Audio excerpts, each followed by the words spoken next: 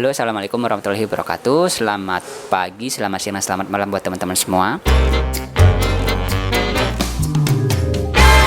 Ketemu lagi bareng saya Khalid di sini, dan sebelum saya mengucapkan terima kasih buat teman-teman yang udah mampir, yang udah setia nontonin harian udah. Dan saya mohon maaf karena selama 5 bulan ke belakang saya belum sempat lagi bikin video. Dan di video kali ini saya akan coba membahas sedikit lebih detail mengenai operasi timpanoplasti atau operasi cangkok kenang telinga yang saya lakukan pada saat Oktober dan November tahun 2019. Dan di sini saya bakal coba menjawab beberapa pertanyaan dari teman-teman yang masuk, entah itu lewat DM di Instagram atau buat teman-teman yang langsung nanya di bagian comment section di video saya sebelumnya. Tapi sebelumnya, jika ada kesalahan dalam pemberian penjelasan, saya minta maaf. Mungkin ada teman-teman yang lebih paham atau mungkin ada di antara teman-teman yang lebih mengerti mengenai seluk-beluk operasi timpanoplasti. Kalau misalkan penjelasan yang saya berikan ada kekeliruan, mohon untuk diluruskan. Teman-teman bisa jawab langsung di bagian comment section, "Bang, ini salah bang," atau "Bang, ini kayaknya nggak gini deh." Jadi kalian bisa langsung sanggah aja, nggak apa-apa. Itu juga bernilai perbaikan buat saya, dan itu juga bernilai pembelajaran buat saya untuk bisa memberikan penjelasan dengan baik dan benar. Oke, nggak usah lama-lama lagi, kita langsung aja mulai di pertanyaan yang pertama. Untuk pertanyaan pertama, saya bakalan coba ambil dari comment section di video saya sebelumnya. Di sini saya bakalan coba scroll dan saya bakalan coba ambil secara acak dan stop. Oke, di sini ada pertanyaan dari Bayu PB. "Bang, ciri telinga berlubang itu cirinya kayak apa bang?" Oke, untuk gendang telinga berlubang sebenarnya ada beberapa ciri-ciri yang kita bisa langsung ketahui. Salah satunya kayak gini nih. Teman-teman coba tarik nafas. Jadi pada saat teman-teman mengeluarkan nafas, kalau misalkan teman-teman merasakan ada udara yang keluar dari telinga kiri atau telinga kanan, hal itu bisa jadi mengindikasikan kalau misalkan gendang telinga teman-teman lagi robek nih. Nah, untuk beberapa kasus itu gejalanya nggak sama. Ada beberapa yang nanya ke saya, "Bang, ini kenapa ya telinga saya sering banget berdengung dan itu sangat mengganggu banget." Dan ada juga yang nanya, "Ini kenapa ya telinga saya tuh agak budek dan ini nggak dengung tapi agak susah aja gitu mendengar." Nah, di sini saya coba bakalan jelasin ke teman-teman semua. Di sini saya bakalan coba menganalogikannya gendang telinga robek ini seperti kita bersiul. Pada saat kita bersiul, kita bakal membentuk sebuah lubang di mulut, dan semakin kecil lubang yang kita buat, itu maka intonasi suara siulan yang keluar itu bakalan semakin tinggi.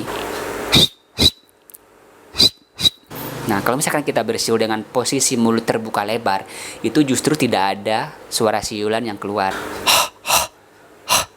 Nah, sama halnya seperti gendang telinga.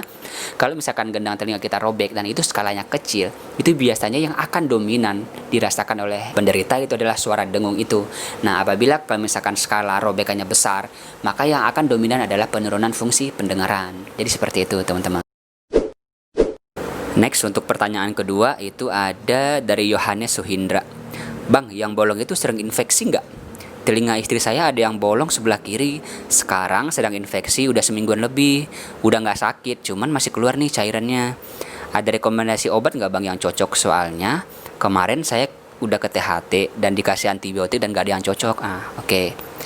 Di sini teman-teman saya coba bakalan kasih tahu ini sesuai apa yang pernah saya alami, seperti itu. Kalau misalkan telinga kita bolong dan nggak sengaja kemasukan air seperti itu, terus kemudian terjadi infeksi, dan di sini saya coba sarankan buat teman-teman semua untuk datang segera coba periksa langsung ke dokter THT. Dan kalau misalkan case saya dulu, itu saya pernah mengalami infeksi, dan pada saat itu saya agak nakal sih. Kan saya udah tahu nih kondisi telinganya berlubang, dan waktu itu saya coba bawa berenang, dan ya mau nggak mau resiko yang saya akan alami adalah terjadinya infeksi pada gendang telinga saya.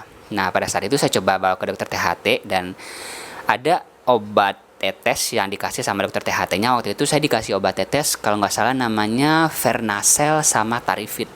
Dan itu saya dikasih dari dokter yang berbeda seperti itu. Dan pada saat itu alhamdulillah setelah pemakaian 2 minggu rutin seperti itu alhamdulillah infeksinya sembuh. Dan teman-teman sebenarnya untuk obat Vernacel atau Tarifit ini teman-teman bisa langsung beli di apotek terdekat. Sebenarnya udah resep dokter sih, jadi semoga berguna dan semoga manjur juga di teman-teman.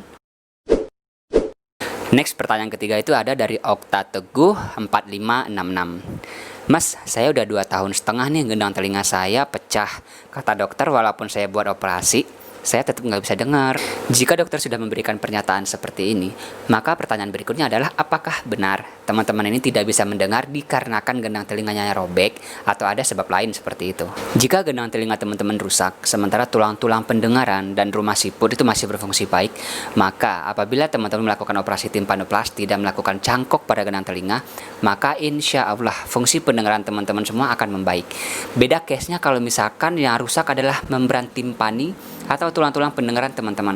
Apabila dilakukan operasi cangkok ke timpanoplasti seperti itu dan teman-teman tetap tidak akan bisa mendengar karena apa? Karena tidak ada suara yang bisa diteruskan ke otak. Karena fungsi membran timpani sendiri adalah meneruskan suara yang diterima dari gendang telinga untuk diteruskan ke otak sehingga kita bisa merespon kalau misalkan ada suara yang datang dari luar tubuh kita seperti itu.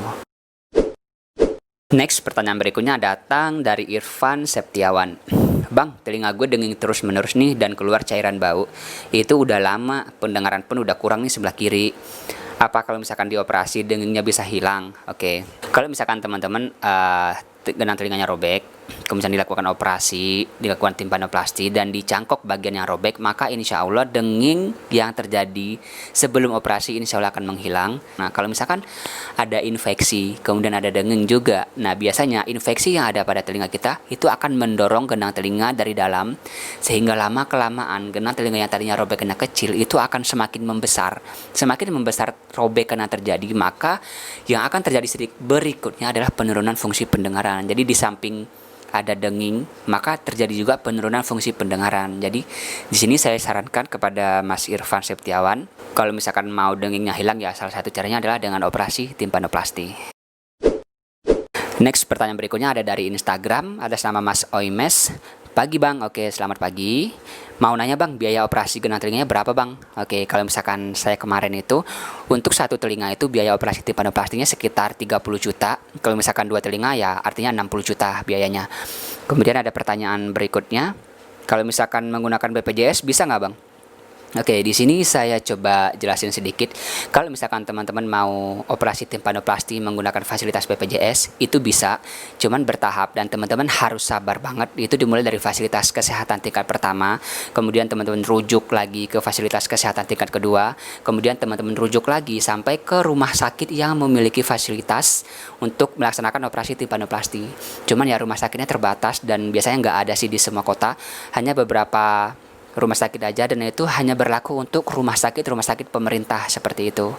Beda case-nya kalau misalkan teman-teman menggunakan asuransi swasta, itu teman-teman bisa langsung menuju rumah sakit yang teman-teman mau, kemudian langsung melakukan rencana kapan melaksanakan operasi dengan dokter yang bersangkutan. Sebenarnya ada plus minusnya sih. Kalau misalkan teman-teman menggunakan BPJS, itu yang saya ketahui itu biayanya free dan teman-teman hanya disuruh untuk membayar iuran BPJS yang biasa teman-teman bayar setiap bulan.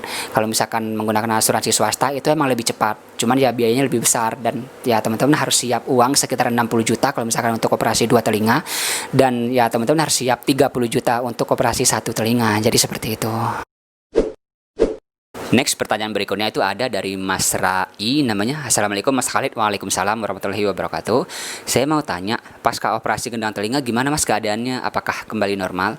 Ya, jadi di sini saya coba jelasin Mas Rai.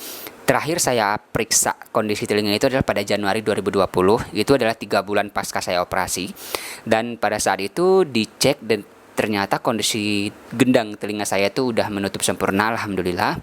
Dan bagian yang dicangkok tadinya itu udah menutup sempurna dan jaringan baru pun udah tumbuh dan nggak ada lagi robekan pada gendang telinga saya. Di sini ada pertanyaan berikutnya dari Mas Rai itu, Mas operasinya melalui lubang telinga kan ya? Ya, benar, saya operasi melewati lubang telinga atau liang telinga. Kalau misalkan operasi lewat sayatan belakang itu gimana ya Mas? Nah, di sini sih sebenarnya saya kurang paham operasi lewat sayatan di belakang itu seperti apa. Harusnya sih prosedurnya nggak jauh beda sama operasi yang dilakukan lewat liang telinga. Cuman ya kendalanya paling kalau misalkan operasi lewat sayatan di belakang itu rambut semua harus dipangkas habis dan emang benar-benar harus disterilkan dari rambut karena itu kan bakalan dilakukan sayatan dari belakang. Biasanya ada satu hal yang cukup mengkhawatirkan apabila teman-teman mau maju ke meja operasi untuk melakukan operasi timpanoplasti. Jadi ada sebuah penyakit namanya itu adalah penyakit muka mencong, dan penyakit muka mencong ini disebabkan akibat terpotongnya saraf muka yang posisinya itu melintang di bagian dalam telinga. Jadi mau operasi timpanoplasti lewat liang telinga atau ikutan dari belakang telinga seperti itu tetap berisiko yang namanya mengalami muka mencong. Jadi sekali lagi saya tekankan kepada teman-teman semua, kalau misalkan mau maju ke meja operasi, sebaiknya teman-teman benar-benar selektif seperti itu. Teman-teman bisa cari tahu dokter yang emang benar-benar berpengalaman dan emang udah sering melakukan operasi timpanoplasti, sehingga pada saat operasi dokter benar-benar berhati-hati dan tidak menyebabkan terpotongnya saraf muka. Dan ini kasihan banget, dan ini menyebabkan muka mencong, dan itu sifatnya permanen teman-teman. Jadi seperti itu. Kemudian selanjutnya ada pertanyaan dari Mas Henry Sitompul. Bang, pertama-tama kalau mau operasi tambal telinga itu gimana sih bang? Dari mana di biusnya? Oke, di sini saya coba kasih tahu teman-teman semua buat Mas Henry Sitompul. Untuk operasi timpanoplasti itu biusnya bius total. Jadi obat biusnya itu disuntikan lewat selang infus yang sudah dipasang 6 jam sebelum kita operasi. Teman-teman gak usah takut seperti itu. Nanti apakah, ntar gue disuntik sakit nggak ya, gimana ya, gue takut nih, kayak gitu. Jadi teman-teman nggak usah yang benar-benar grogi atau takut seperti itu. Biasanya obat bius itu dialirkan ke dalam darah atau ke dalam tubuh tuh lewat selang infus. Paling yang agak sakit sedikit sih sebenarnya pada saat pemasangan selang infus seperti itu. Nggak usah takut lah, kan mau sembuh. Next, pertanyaan berikutnya ada dari Mas Rido Kurniawan 1922. Bang, apakah obat tetes yang abang sebutkan itu ada dijual di apotek? Oke, untuk obat tetes yang saya sebutkan Tarifir atau Vernacel sebenarnya ada tersedia di apotek. Teman-teman bisa langsung aja datang cek ke apotek terdekat di tempat domisili teman-teman masing-masing seperti itu. Next, untuk pertanyaan berikutnya ada dari Mas Lambang Maulana. Bang, saya mau tanya, apakah ada bekas luka sayatan bekas operasi telinganya bang? Oke, di sini saya coba jelaskan. Jadi pada saat operasi timpanoplasti lewat liang telinga itu dokter akan melakukan semacam sayatan atau mengambil jaringan tulang rawan yang nantinya akan dicangkokkan pada bagian genang telinga yang robek. Jadi kalau pada saat saya kemarin itu kasusnya dokter akan mengambil sedikit daging pada bagian tulang rawan daun telinga seperti itu. Jadi disayat sama dokter, nggak gede sih, jadi dikit doang, kemudian dicangkokkan ke dalam telinga seperti itu lewat liang, dan itu dicangkokkan ke bagian genang telinga yang robek seperti itu. Jika pertanyaannya apakah ada bekas sayatan, itu ada. Kalau misalkan saya masukin jari saya seperti ini, itu saya bakalan kerasa ada semacam cowakan seperti itu. Itu semacam bekas sayatan yang tadinya dagingnya diambil untuk dilakukan cangkokan terhadap genang telinga yang robek seperti itu. Next, pertanyaan berikutnya itu ada dari Mas Asep Fajar. Bang, di rumah sakit mana itu bang? Apakah udah sembuh? Oke, di sini saya coba mau jelaskan. Jadi saya operasi timpanoplasti itu di Jakarta Pusat. Itu di salah satu rumah sakit swasta. Itu nama rumah sakitnya adalah Rumah Sakit SS Medica. Itu berlokasi di Jalan Salemba 1 dan itu berada di belakang gedung Kementerian Sosial Republik Indonesia. Nanti saya juga sertakan alamat lengkapnya pada description box. Nanti teman-teman bisa langsung aja cek di bagian deskripsi. Apakah udah sembuh bang? Alhamdulillah sampai sekarang kondisinya sudah lebih baik dibandingkan pada saat sebelum saya operasi dulu. Kalau misalkan dibilang sembuh, ya alhamdulillah sudah sembuh, dan kendala-kendala seperti penurunan fungsi pendengaran pun saya sudah tidak mengalami lagi, alhamdulillah. Next, untuk pertanyaan berikutnya itu datang dari Mas Damian C. Apakah setelah operasi itu hasil pendengarannya seperti orang normal? Oke, jadi sebelumnya saya sudah coba cari tahu terlebih dahulu dan saya coba diskusi dengan dokter yang akan mengoperasi saya pada saat itu. Jadi saya tanya, dok, kalau misalkan saya operasi timpanoplasti, kemudian gendang telinga saya udah kembali baik nih, apakah pendengaran saya bisa kembali 100% seperti telinga orang normal? Dan di sini dokter Helmi pada saat itu menjawab, oke, untuk fungsi pendengaran apakah akan membaik atau enggak? Ya, jawabannya iya, pasti akan membaik. Tapi apakah akan membaik 100% seperti orang normal? Jawabannya tidak, teman-teman. Jadi, berdasarkan penjelasan dari Dr. Helmi, jadi pada saat kita operasi timpanoplasti, sembuh, kemudian audiometri seperti itu, maka maksimal yang kita bisa capai adalah 80% mendekati telinga normal. Jadi nggak bisa benar-benar kembali 100% ke kondisi normal seperti itu. Dan pertanyaan berikutnya mungkin ini juga bakalan menjadi pertanyaan terakhir teman-teman. Itu ada dari Mas Aswa Eyes namanya. Bang, mau nanya, kalau gendang telinga pecah itu jadi budak bang? Oke, di sini saya coba jelaskan untuk Mas Aswa. Jadi pada saat kita mengalami gendang telinga yang pecah seperti itu. Jadi nggak serta-merta kita langsung budek seperti itu. Nah, itu biasa bertahap tergantung besarnya robekan yang terjadi pada gendang telinga kita. Kalau misalkan robekannya itu skalanya kecil, biasanya itu kita bakalan sering mendengung seperti itu telinganya. Tapi kondisi pendengaran kita biasanya normal. Biasanya dengung ini cukup mengganggu seperti itu. Dan kalau misalkan robekannya terjadi dalam skala yang besar, itu biasanya akan terjadi penurunan fungsi pendengaran. Kalau misalkan dibilang budek sih ya sedikit menurun sih sebenarnya kondisi pendengaran kita. Ya nggak langsung lah serta merta pecah budak gitu, nggak seperti itu skemanya. Pertanyaan dari Mas Aswa tadi menjadi pertanyaan terakhir yang saya bisa jawab pada hari ini. Dan sebenarnya saya minta maaf apabila penjelasan saya kurang jelas atau kurang detail. Saya mohon maaf. Saya juga nggak terlalu paham banget gitu mengenai operasi pernafas. Ya paling saya tahu umumnya doang, dan ini yang saya share ke teman-teman semua.